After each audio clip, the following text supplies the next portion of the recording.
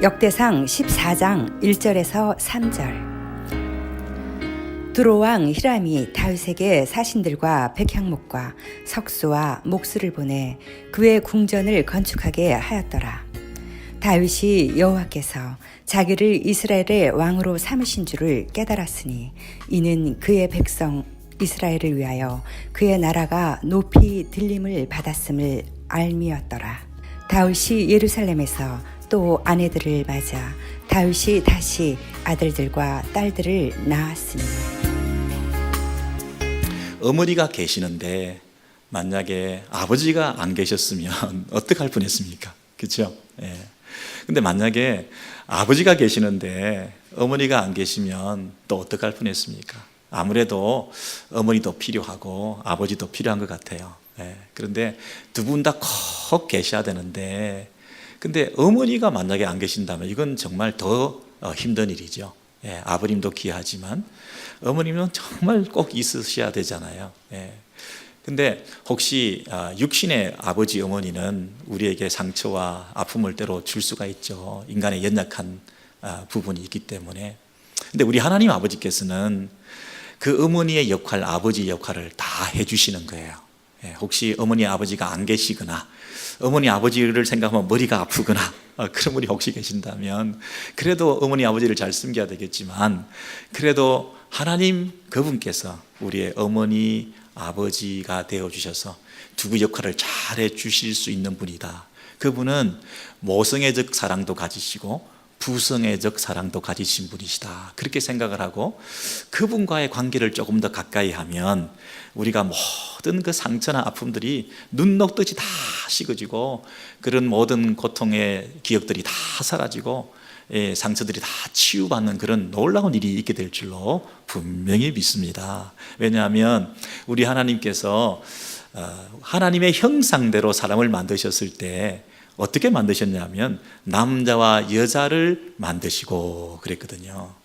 그러니까 하나님이 그 본성상 여성성과 남성성을 가지고 계시는 거예요. 그러니 그 형상대로 만들었을 때 남자와 여자로 만드신 거거든요. 그러니까 하나님은 남성적인 사랑, 하나님은 사랑이신데 그 하나님은 사랑이신데 사랑의 본체이신데 그 사랑이 남성적인 사랑도 있고 여성적인 사랑으로도 표현된다는 거예요. 아버지나 어머니나 다 사랑하죠, 우리를. 근데 표현 방식이 조금 남성적인 표현도 있고 여성적인 사랑의 표현 방식도 있다 보니까 우리가 때로는 오해를 하기도 하고 그러는 거죠. 그러나 두 분이 다 우리를 사랑하잖아요, 그죠? 그래서 이 신앙교육이나 자녀교육에 있어서 이 두 가지 역할을 잘 밸런스 있게 하는 것이 참 필요한데요. 우리 교회도 신앙 성장이 되기 위해서는 이런 모성적인 사랑과 부성적인 사랑을 잘 받아야 되거든요. 어느 한쪽으로 치우치면 안 되고. 그래서 사도 바울께서 교회를 향해서 늘 편지를 쓸 때마다 내가 너희를 향해서 아비의 마음으로 편지를 쓴다, 아비의 사랑으로 너희를 사랑한다, 이렇게 쓰기도 하시고, 또 한편으로는 내가 유모의 마음으로, 유모가 젖을 주는 것처럼 어머니의 마음을 가지고 너희들을 사랑하는 마음으로 기다리고 인내하고 보살피고 또 그들에 대한 따스한 손길로 다가가고 하는, 이런 사도 바울이 남자인데도 불구하고 사역은 남성적인 면 또 여성적인 면, 양면성이 다 있었다는 거예요. 그래서 우리가 자녀들을 교육할 때도, 그리고 이 교회 안에서 신앙교육을 할 때도 이 두 가지 양면을 다 잘 가지고 있어야 되겠다 하는 생각입니다. 그렇다는 얘기는 뭐냐면 나는 남자니까 남자로서의 사랑만 하면 된다가 아니고요. 내가 남자지만 모성적 사랑, 아버지의 사랑, 어머니의 사랑을 받은 우리들로서 자녀들을 대할 때 어머니적인 이런 사랑의 측면도 있어야 된다는 것이고, 내가 여자고 어머니라고 해서 나는 부성적인 남성의 어떤 이런 수직한 이런 사랑에 대해서는 우리는 책임이 없다, 이렇게 얘기하면 안 되고, 나도 내 안에서 두 가지 양면을 개발하려고 애를 써야 된다, 이런 얘기죠. 여러분, 구약 성경에 이스라엘 백성들도 신앙을 성장시켜야 되는데 그 이스라엘 백성들을 향한 하나님의 교육 방법은 이 양면적인 게 다 있을 거 아니겠어요? 어떤 분들이 착각을 해요. 구약은 아버지의 사랑이고 신약은 어머니의 사랑이다. 구약은 율법이고 신약은 은혜다. 구약은 엄격한 잣대를 가지고 심판하시는 하나님이고 신약은 사랑과 은혜의 하나님이고, 이건 잘못 생각하는 거예요. 구약에도 양면적인 게 있고 신약에도 양면적인 게 있는 거 아니겠어요? 이스라엘 백성들이 타락하고 범죄하고 하나님 앞에서 잘못 살 때에 하나님께서 때로는 엄격하게 죄를 지적하시고 책망하시기도 하시지만은, 또 때로는 오래 참으시고 기다리시고 따뜻한 그런 마음으로 또 자애로운 손길로 찾아가셔서 2번, 3번 용서하시고 끝까지 신실하시고, 이런 양면적인 게 다 있거든요. 그래서 그것을 확인할 수 있는 것이 이 역대기서와 열왕기서가 차이가 나는 것이에요. 뭐냐면 이 역대기서는 이스라엘 백성들의 역사를 다룰 때에 이스라엘 백성들이 범죄해가지고 포로로 잡혀갔다가 돌아온 상황에서 너희들이 왜 그 포로로 잡혀갔다가 이곳에 돌아와 있는 줄 아느냐, 너희들이 한번 실패하고 포로로 잡혀갔었지만은 그러나 돌아왔기 때문에 다시 이곳에서 뭔가를 시작할 수 있다, 이런 마음을 가지고 이 역대기서를 쓴 반면에 열왕기서는요, 사무엘서와 열왕기서는 같은 역사관을 가지고 있는데, 이 열왕기서는 열왕들의 잘못을 지적하는 거예요. 남북 20명 왕들이, 열왕들이요, 한 일들이 다 범죄하고 하나님 앞에 우상 숭배하고, 그래서 그 왕들이 잘못한 일로 말미암아 그 백성들까지 고초를 당해가지고 포로로 잡혀가가지고 바벨론에 붙잡혀가 있는 거예요. 그래서 바벨론에 포로로 잡혀가 있는 그 사람들에게 쓰는 글이 뭐냐면 열왕기서예요. 뭘 얘기하나요? 너희들이 왜 이곳에 붙잡혀 와 있냐? 너희들이 왜 포로로 잡혀서 종살이하고 있냐? 너희들의 죄 때문이야. 이 왕들이요, 하나님께서 한 분 왕으로서 충분한 것이 신정국가로서 이스라엘의 존재 의미인데요, 그 한 분만 하나님만 섬기면, 왕으로 섬기면 되는데, 이 사람들이 우리도 세상 다른 나라들처럼 멋있는 인간 왕을 달라, 그래서 하나님께서 그 왕을 줘봤더니 그 왕들이 권력을 가지고 힘을 가지고 그 백성들을 잘 섬기는 데에 쓰지 않고, 조금 힘이 있고 파워가 있으면 그걸 가지고 그 백성들을 착취하고 억압하는 데에, 그 힘을 남용해서 자기 힘을 더 키우는 데에, 자기 왕권을 강화하고 자기가 더 잘 사는 데에 이 왕들이 초점을 맞추고 사니까, 예를 들면 오늘 이 교회에서도 목회자들이나 직분자들을 세워놨더니 그게 무슨 벼슬인 줄 알고 섬기라고 줬더니, 종대라고 그 직분을 줬더니 그걸 가지고 오히려 나한테 줄을 세우고 그 힘을 가지고 그 어떤 그 결정권을 가지고 내 앞에 원하는 사람을 줄 세우고 내가 원하는 것을 명령하고 나는 대접받고. 여러분, 사소한 거지만 어떤 이 조그만한 그 걸세를 가지게 되면 그걸 가지고 부리려고 하는 사람들이 있거든요. 그게 얼마나 우스운가요, 그죠? 예, 섬기라고 준 건데요. 그래서 이런 착각 속에 이 열왕들이 자기의 호의호식하는 데에, 권력을 강화하는 데에 오히려 백성들을 착취하고 억압했으니 그 결과가 어떻게 됐어요? 포로로 잡혀가가지고 나라가 망해가지고 하나님 더 잘 섬기는 데에 집중하지 않고 자기 왕권 강화하는 데 더 집중하다 보니까 하나님께서 그 나라를 버려가지고 나라가 망하고 성전이 무너지고 포로로 잡혀갔잖아요. 그래서 열왕기서의 그 모든 기록들은요, 왕들이 잘못한 것을 막 지적하고 있잖아요. 그리고 조금 착한 왕도 있었는데 그들이 좀 착하긴 했지만 또 이건 또 잘못했다라고 잘못한 걸 또 얘기를 하거든요.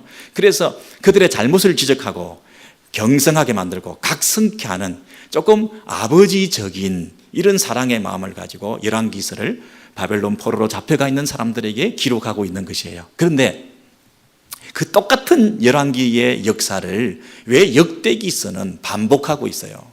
쓸데없이 이렇게 긴 역대기서를 또 우리한테 줘가지고 성경 읽기 할 때 힘들잖아요. 족보도 많이 나오고. 근데 관점이 다른 거예요. 관점이. 그 포로로 잡혀가 있던 그 사람들이 이제 돌아왔어요. 돌아와가지고 이제 이스라엘에서 성전을 건축하고, 이제 그들이 왜 우리가 여기에 다시 돌아와 있는가, 그 정체성에 혼란이 생겼을 때에 이 역대기서를 써주시면서 그들에게 뭐라고 얘기하죠? 너희들이 이곳에 돌아와 있는 것은 하나님의 뜻이 있다. 거기서 망하게 하지 않고 돌아오게 하신 하나님의 뜻이 있지 않냐. 너를 향하신 하나님의 뜻과 계획은 끝나지 않았어. 너희 조상들과 맺었던 그 언약은 지금도 유효해. 너희들이 지금 갈 길을 잃고 방황하고 있는데 아니야. 분명한 길을 내가 가르쳐 줄게. 너희들의 선배부터 내가 알려줄 텐데 너희들의 조상은 저기 족보를 거슬러 올라가니까 너희들은 뼈대 있는 집안인데 아담부터 시작하는 거야. 아담은 원래 인류의 조상이야. 인류는 원래 하나였어. 근데 이 전 인류를 향한 하나님의 계획이 있었는데 그 계획 가운데 너 이스라엘을 택해서 부르신 거야. 이스라엘이 지금 헷갈리면 안 돼. 페르시아, 바벨론 대제국 앞에서 우리는 별 볼 일 없는 약소국이구나 이렇게 자조 섞인 표정으로 있으면 안 돼. 하나님들을 특별히 택하셨단 말이야. 온 인류를 향한 계획을 세우셔서 너를 통해서 제사장 나라로 삼아서 이 온 세상을 구원하시기 위한 하나님의 계획 가운데 특별히 뽑고 뽑은 이 이스라엘에 대한 너의 존재 의미를 회복해야 돼. 그리고 네가 지금 해야 될 일은 지금 건축한 성전을 중심으로 하나님을 잘 예배하고 하나님과 관계가 더 깊어지고 이 성전을 중심으로 예배를 잘 드림을 통해서 하나님과 관계가 깊어지면 그 일을 통해서 하나님께서 너를 통해서 온 세상 가운데 축복하시는 통로로 삼으시고자 하시는 거니까 너희들이 지금 갈 길을 잃다 방황하지 말고 믿음으로 순종해서 초심으로 돌아가서 정말 너희들에게 세컨 찬스를 주신 그 하나님 앞에 다시 분열이 일어나서 힘있게 달려가자. 격려하고 위로하고 사기를 올려주면서 다시 일어날 수 있다. 그렇게 말하는 거잖아요. 너희들이 지금 포로민들의 집합체가 아니야. 너희들은 예수 안에서 하나님의 나라 안에서 참 자유인이야. 참 자유. 너희 종로로 타고 돌아온 보잘것없는 이 오합지졸이 아니야. 하나님 나라의 군사들이야. 이러면서 막 이 격려하고 있는 이 역대기서의 관점이라는 게 있다는 거예요. 여러분, 그래서 이 역대기서가 없었으면 어떡할 뻔했어요? 아버지만 계시고 어머니만 계시면 어떡할 뻔했냐고요. 아버지와 어머니가 동시에 계셔서 우리를 균형 잡힌 성장으로 때로는 책망도 해주시지만 때로는 사랑으로 인내하시면서 결국에는 그 어머니의 그 사랑의 힘으로 여기까지 우리가 오게 된 거잖아요. 어머니의 그 기도 못 잊어.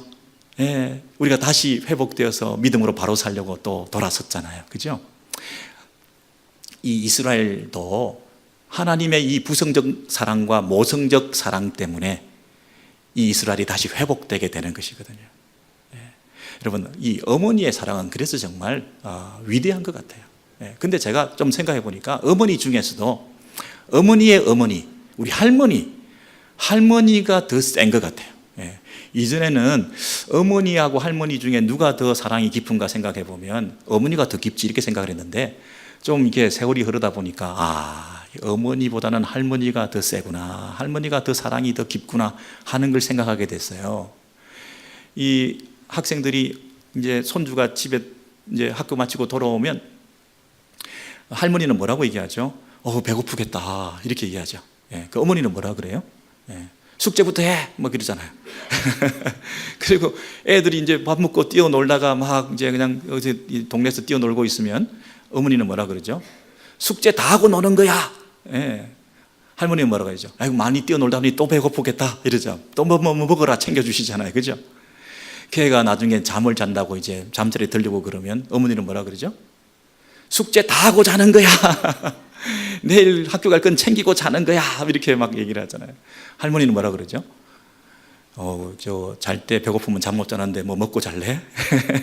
끝까지 챙겨주시고 그 존재 자체, 그 관계 자체가 할머니 입장에서는 굉장히 중요한 거예요. 근데 어머니는 아무래도 이 자기의 어떤 그 필요, 자기의 어떤 보상 심리, 자기가 이루고자 하는 어떤 꿈 이런 게 투사돼 가지고 그 아이한테 조금 이렇게 푸시하는 그런 경향이 있는 것 같아요. 근데 그 아이는 굉장히 스트레스 받죠. 그 어머니의 사랑을 잘 모른다고요. 왜 어머니는 나를 이렇게 괴롭힐까? 근데 할머니의 그 사랑이 이 아이를 더 풍성하게 감성적으로 정서적으로 여유 있게 그렇게 만들어주면서 나중에 또 그 할머니의 사랑에 보답하는 책임감 있는 그런 자녀들이 손주들이 되어가는 것처럼 이 하나님께서는요 우리를 얼마나 이렇게 사랑해 주시는지요. 아버지의 사랑도 표현하시지만 또 어머니의 사랑도 참 우리가 느끼게 되는 이 역대기서를 보면서 오늘 본문을 보니까 이 역대기상 14장에 한 사건이 나타나는데 이분이 할머니세요. 보니까 이 하나님은 앞으로 할머니다. 이렇게 정의 내려도 될 만큼 이 할머니가 가지고 있는 그 깊은 사랑을 이렇게 표현하고 계시는데요. 한번 보실래요? 14장 1절부터 보시면요. 두루 왕 히람이 다윗에게 사신들과 백향목과 석수와 목수를 보내어서 다윗의 그 궁전을 건축하게 하였다 그랬습니다. 세상에 몇 명을 누구를 어떻게 보냈다고요?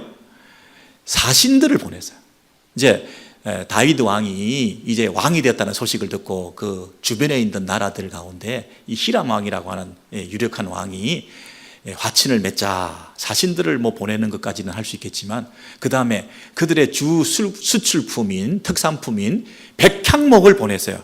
여러분 그 당시에 이 백향목을 뭐 보내는 운반수단이나 교통수단이 발달되지도 않는데 그 멀리 이 백향목 자재를 보냈다는 게 이게 너무 귀한 일이잖아요.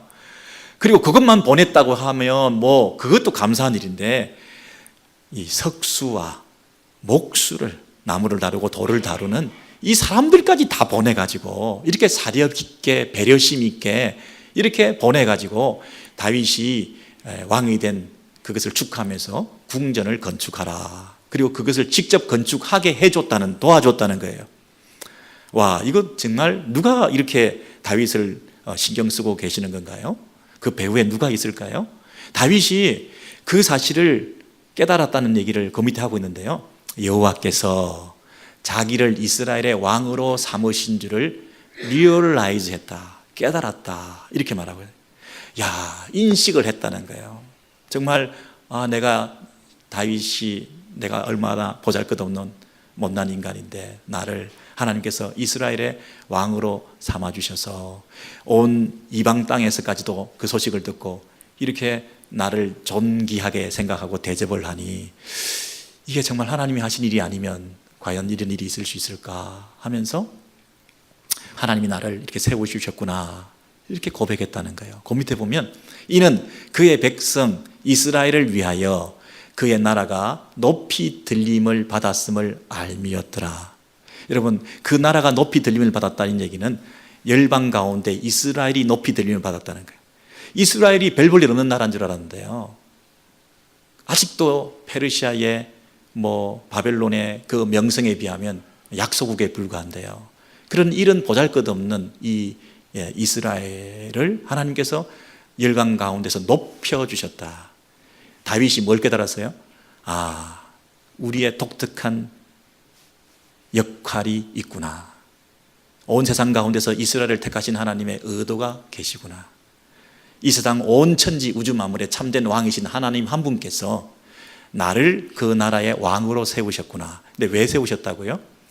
그의 백성, 하나님의 백성 이스라엘을 위하여. 그래서 이제 내가 착취하고 억압하는 왕이 아니라 못된 왕이 아니라 백성들을 섬기고 그 백성들을 사랑하고 그 나라를 세우는 일에 내가 쓰임받게 하기 위해서 하나님이 나를 부르셨구나.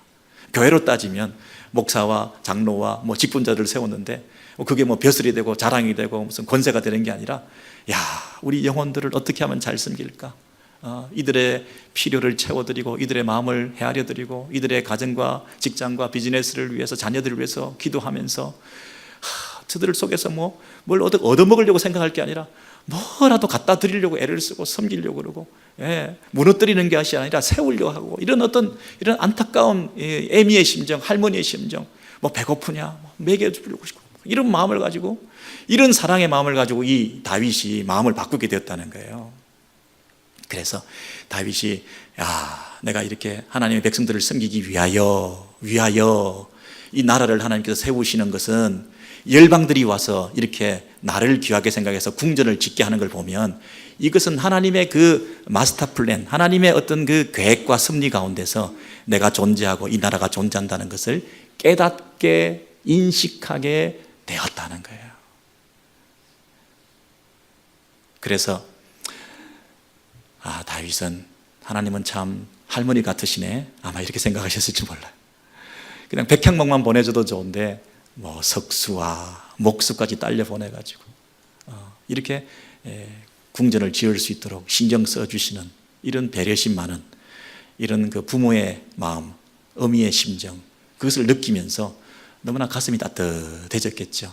아, 내 뒤에는 하나님이 계시는구나. 내 위에는 하나님이 계시는구나. 내가 백성들을 군림할 것이 아니라 내가 더 잘 떠받들어 섬겨야 되겠구나.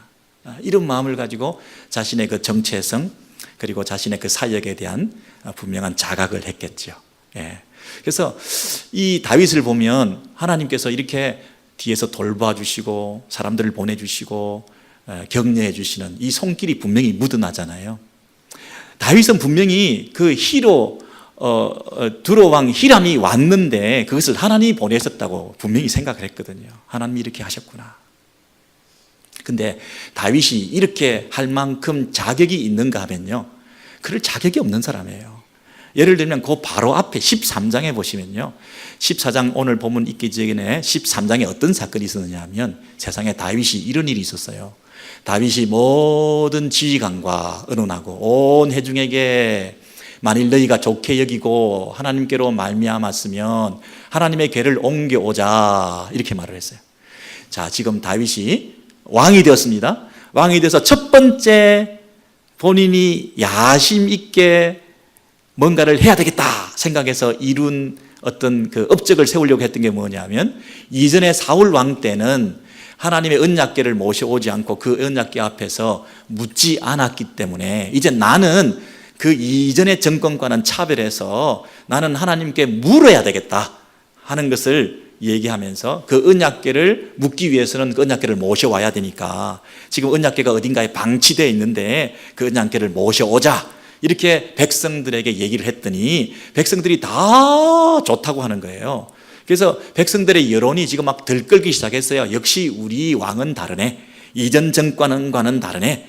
이전에 그 사울과는 다르게 뭔가 출발부터 다르네. 그래서 아마 지금 여론조사 투표를 했으면 막 그냥 90% 이상 막 그냥 다윗하고 아마 이렇게 됐을 거예요. 그것을 다윗이 즐기면서 기뻐하면서 과연 그렇지 하면서 내가 첫 번째 왕으로서 이 야심적인 이 프로젝트를 성공해가지고 온 백성들이 나에게 스포트라이트를 가지고 어텐션을 하면서 과연 왕 잘 세웠네, 이 나라가 소망 있네 하고 백성들이 다 나를 중심으로 막 예배하고 찬양하는 이런 분위기가 될 수 있도록 만들기 위해서 하나님은 뭐 도와주시고 만약 하나님이 이 일을 해주시면 이렇게 말은 했지만, 그러나 더 원하는 것은 뭐냐 하면 그 백성들이 좋게 여기는 거, 백성들의 여론이 어떤가 하는 거, 이런 것을 살펴서 그 사람들과 먼저 의논해가지고 그들이 다 좋다고 하니까 오케이 내가 할게 하면서 자기가 앞장서가지고 이 일을 시작하는데, 백성이 좋게 여김으로 하나님의 궤를 새 술에 싣고 출발부터 틀린 거죠. 새 술에 멋진 화려한 새로운 이런 술에 실은 것까지는 좋지만 원래 언약궤는 새 술에 싣는 거 아니거든요. 언약궤는 레위 자손들이, 그것도 고핫 자손들이, 그죠? 예, 어깨에 메고 오는 거잖아요.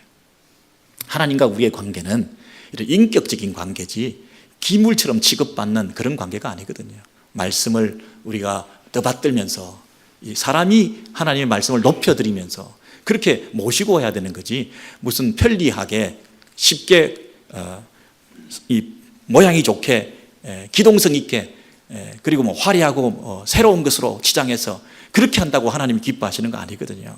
새술에다 싣고 그리고 이 레위 자손들이 그것을 친히 메고 와야 되는데, 여기 그 집에 있는 아들들을 통해서 우사와 아히오라는 사람을 통해서 수레를 몰고 오게 만들었잖아요.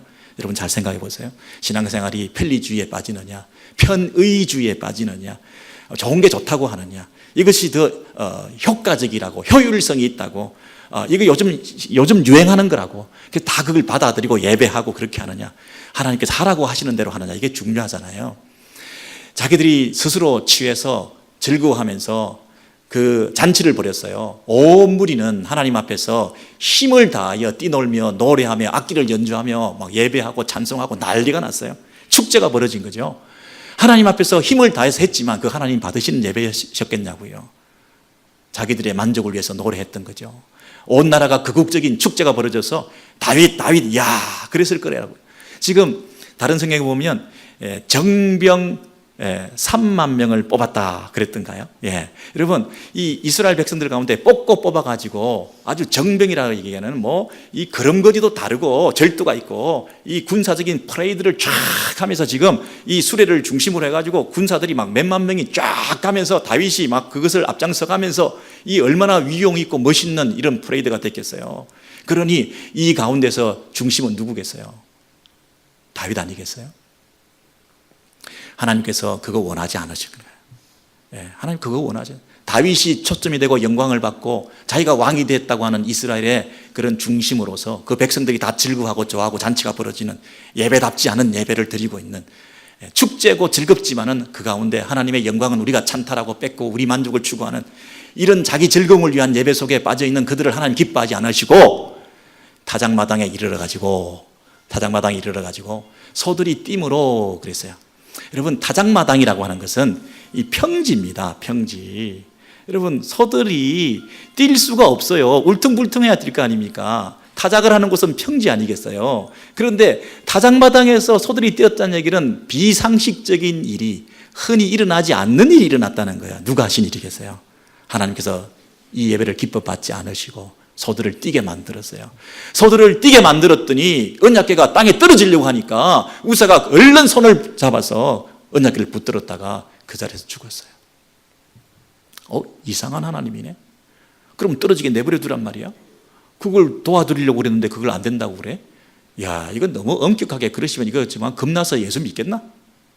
이런 식으로 죽이네 살리네 이러면 이거 정말 너무 힘든 거 아니냐? 우리가 이렇게 생각하기 쉽지만 여러분 잘 생각해 보세요. 우리가 하나님을 지키고 보호합니까? 하나님이 우리를 지켜주시고 보호합니까? 우리가 하나님께 예배 드립니까? 하나님께서 우리의 예배를 기뻐 받으시기 위해서 예배를 드리는 그 은혜를 우리에게 주셨습니까? 내가 주를 위해서 봉사합니까? 찬양합니까? 설교합니까? 사역합니까? 내가 뭔가를 하고 있습니까? 내가 주를 위해서 내가 한다라는 말도 얼마나 경망스러운 말인지 몰라요. 내가 직분을 받고 사역을 하고 있다는 그 자체가 내가 뭔가 자기의 의가 되고 자랑이 될 수 있습니까?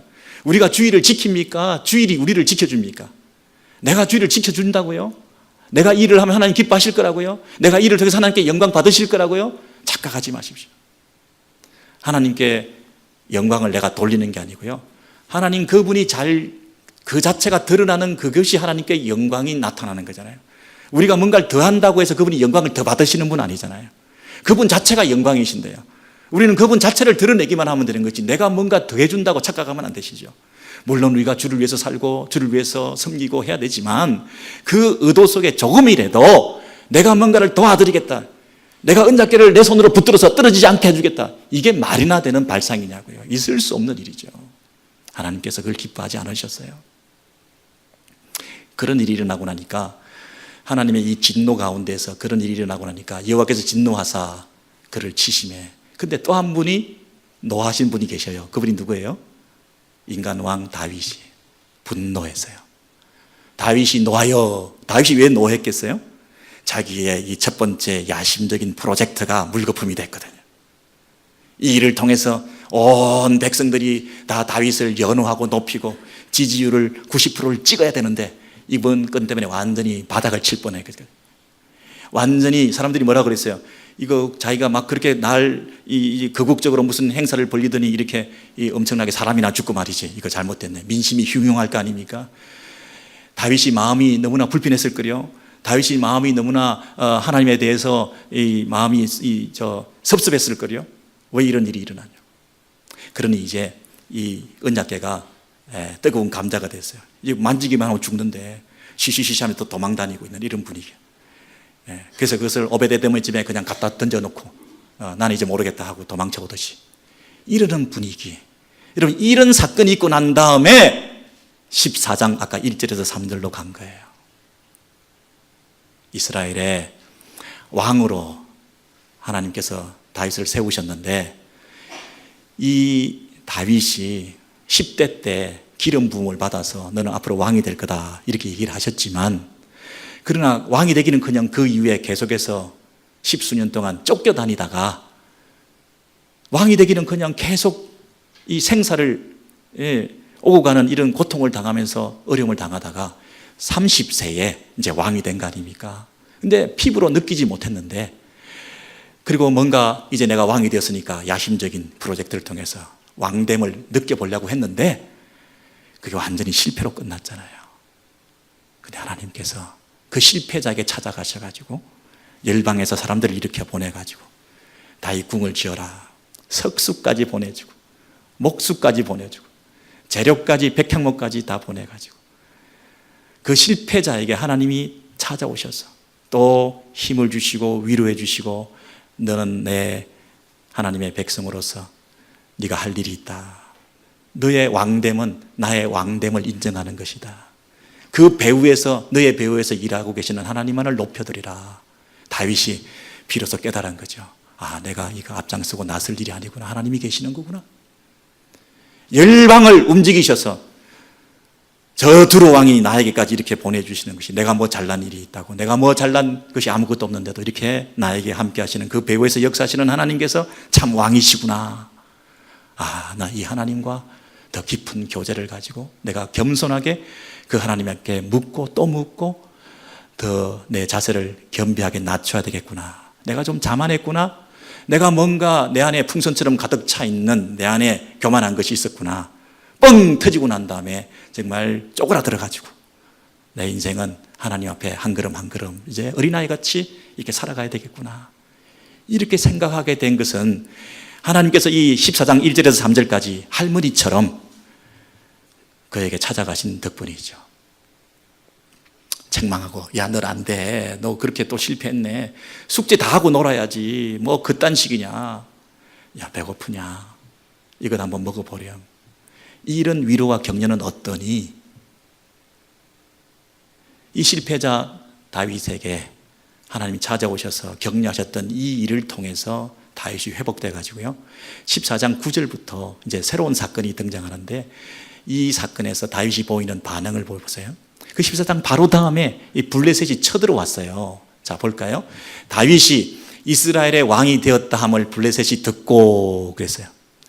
이제 정권 초기에 왕이, 이제 다윗이 이스라엘의 왕이 되었으니까 그 소문이 났을 거 아니에요? 근데 그 소식을 제일 먼저 듣고 블레셋이 무슨 생각을 했냐면, 야, 그 다윗 그 옛날에 뭐 우리 적진에 들어와가지고 말이죠. 뭐 살려달라 뭐 어쩌다 하는 그 인간이 지금 왕이 됐다 그러네. 이 초전에 가서 뭔가 군기를 잡아놔야 되겠다 하고 블레셋 사람들이 이 다윗에게 다 쳐들어갔어요. 그래서 이 제대로 왕국이 기틀을 잡기 전에 뭐 본때를 보여줘서 앞으로 이 이스라엘을 자신들의 컨트롤하에 두어야 되겠다, 이런 마음을 가지고 쳐들어갔어요. 그래서 이미 쳐들어왔어요. 르바임 골짜기로 쳐들어온지라. 그런데 군사학적으로 전쟁의 전략적인 차원에서 그 많은 사람들이 이미 목전까지 쳐들어왔으면 이건 풍전등화잖아요. 이거는 일촉즉발이잖아요. 이거는 뭐 유비무환도 아닌 상태에서 갑자기 닥쳐들인 이 사람들을 어떻게 하겠어요? 빨리 수습해가지고 하루라도 빨리, 1초라도 빨리 나가서 그걸 막아서야 이 희생을 최소화하고 그나마 싸워볼 수 있지 않겠어요? 지금 뭐 새로 뭐 누구한테 물어볼 필요가 뭐 있어요? 사후 결제 받아도 되잖아요. 근데 이 다윗이 어떻게 나가죠? 하나님께 물어 그랬어요. 내가 블레셋을 치러 올라가리니까. 뭐를 치러 올라가야지, 당연하지. 지금 쳐들어왔는데 치러 올라가니까 전쟁을 해야 됩니까? 말아야 됩니까? 부터 물어보고 있는 이런 한심한 인간이 있나? 왜 이걸 물어보냐? 묻기 전에 먼저 가도 되는 거지. 일반적으로 상식적으로 그렇지 않습니까? 근데 하나님께서 이렇게 말씀하셨어요. 주께서 올라가라 이렇게 말씀하셨어요. 내가 그들을 너의 손에 넘기리라 하신지라. 그랬더니 이제 그 말씀을 듣고 순종해서 그 무리가 올라갔어요. 올라갔는데 결과는 어떻게 됐습니까? 다윗이 승리하게 된 거예요. 그래서 다윗이 뭐라고 얘기했습니까? 그 밑에 같이 한번 읽어보겠습니다. 시작. 다윗이 이르되 하나님이 물을 쪼갬같이 내 손으로 내 대적을 흩으셨다. 그랬습니다. 홍수가 나서 물이 막 흩어지는 것처럼 그 수많은 블레셋 군대가 갈갈이 찢어져서 쪼개졌다는 거예요. 예, 근데 그 일을 어떻게 하셨다고요? 하나님이 내 손으로 내 대적을 흩으셨다. 그러니까 내가 한 것처럼 묻고 하나님의 응답을 받고 응답받은 대로 순종했더니 올라가라 하셔서 그 무리가 올라갔더니 하나님께서 그 일을 행하셨다는 거예요. 내가 했더니 하나님께서 내가 마치 한 것처럼 하나님이 싸우셔서 내 대적을 흩어주셨다는 것이죠. 인간적으로는 전쟁에서 승리할 어떤 가능성이 전혀 없어 보였어요. 기습을 당했고 또 그들의 숫자가 너무나 많았고 이미 이 전세는 기울었는데 다윗이 한 행동은 뭐냐면 하나님께 먼저 물었다 하는 것이에요. 왜? 자기가 왕이 아니니까, 철저히 이인자니까, 철저히 자기는 종이니까. 왜? 이스라엘의 왕은 하나님이시니까 하나에서 열까지 다 물어야 되니까. 이런 자세를 13장에서 교훈을 득하게 되었죠. 아, 나는 이렇게 살아야 되는 거구나. 이렇게 살면 하나님이 책임져 주시는 거구나. 내가 발버둥 치고 내가 높아지려고 그러고 내가 인기 얻으려고 그러고 내가 여론을 조작하지 않아도 하나님 나를 다 세워주시는 거구나. 그걸 깨닫게 된 거죠. 여러분, 요 한 사건만 있은 게 아니고요. 그 뒤에 13절부터 똑같은 사건이 한번 반복되는데요. 요것만 한번 살피고 우리 마무리하겠습니다. 블레셋 사람들이 물러갔다가 또 쳐들어왔어요. 예, 물러갔다가 또 쳐들어왔. 다시 골짜기를 침범한지라 다윗이 또 하나님께 묻자온대. 여러분, 여기 밑줄 치셔야 되겠어요. 그죠? 또 묻자온대. 아니, 또 쳐들어왔으면 이전에 했던 방식으로 또 싸우면 되지. 그걸 또 물어요? 아니, 뭐 하나를 가르치면 열을 좀 알아들어야지. 또 두 번째 또 묻고 세 번째 또 묻고 왜 그러냐. 참, 왜 못났다. 예? 학습의 효과가 전혀 없네.